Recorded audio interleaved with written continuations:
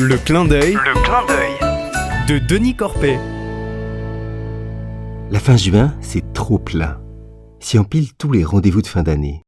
Concert choral, AG associative, relecture d'année, première communion et les accompagnements d'avant l'été. Plus des petits voyages à Foix, à Lyon ou Paris. Mon clin d'œil pour la radio, c'est vraiment le truc en trop. Hier, je tentais d'en écrire un dans le train, sans y arriver. Alors je supplie le Seigneur. Inspire-moi un clin d'œil, s'il te plaît. C'est toi qui m'as appelé à les faire il y a 15 ans. Ou alors, dis-moi d'arrêter. Mais le Seigneur ne me répond à rien. Un peu fâché, j'éteins mon ordi et je prends une récré. Je regarde mes voisins. À ma gauche, a British Mammy avec ses 2 jolies filles rousses sur leur smartphone. À ma droite, une femme voilée et son mari, la boule à zéro. Je parie qu'ils sont algériens. Ils souffrent pas de la chaleur, eux. J'engage la conversation, mais il me dit « Speak English, please ». Mais d'où viennent-ils ? Palestine. Et ils souffrent autant que nous de la chaleur, car c'est tempéré, la Palestine. Autant pour moi, j'ai tout faux. J'interroge. Réfugiés ? Pas du tout. Lui et sa femme sont profs, près de Bethléem. Ils sont à Toulouse une semaine pour une collaboration de recherche entre la Palestine Technical University et l'université Jean Jaurès, au Mirail. Quelle recherche fait-il ? C'est sur la pédagogie, l'enseignement assisté par intelligence artificielle. Mais il enseigne la philosophie pour la paix.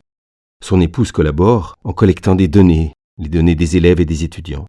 Après un bon silence, je leur dis ma compassion pour le peuple palestinien, ma colère de voir comment il est traité, l'extermination à petit feu de la bande de Gaza et les colonies de Cisjordanie qui étouffent les villages palestiniens, ça me bouleverse. Sa femme me remercie, elle a les larmes aux yeux. Ils me demandent à leur tour si les Français ont la foi. Les gens croient plutôt dans la technologie et dans la réussite sociale. Mais je leur parle tout de même de ces jeunes qui entendent l'appel de Dieu et qui demandent le baptême, au grand étonnement des vieux catholiques.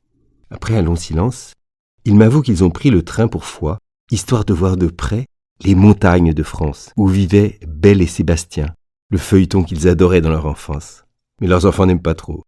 J'évoque avec eux ces belles montagnes que j'aime tant. Seigneur, tu as répondu à mon appel bien plus que je ne l'espérais. Tu m'as donné de vivre une très belle rencontre. Tu m'as inspiré un beau clin d'œil.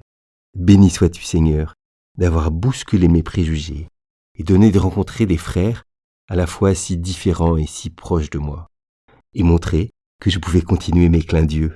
À bientôt, mes amis.